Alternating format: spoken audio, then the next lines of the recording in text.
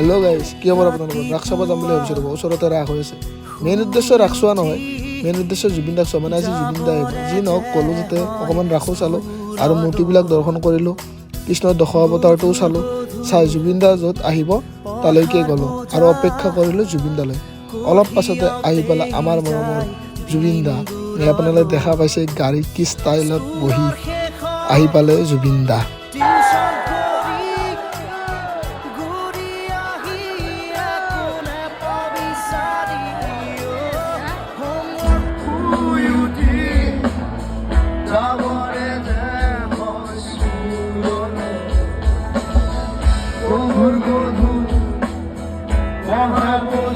এনেকৈ আমি জুবিন দাৰ লাইভ প্ৰগ্ৰেম এনজয় কৰিলোঁ, ধুনীয়া কৰি গান শুনিলোঁ আৰু জুবিন দা ষ্টেজৰ পৰা নামিল আৰু যাবলৈ ওলালে।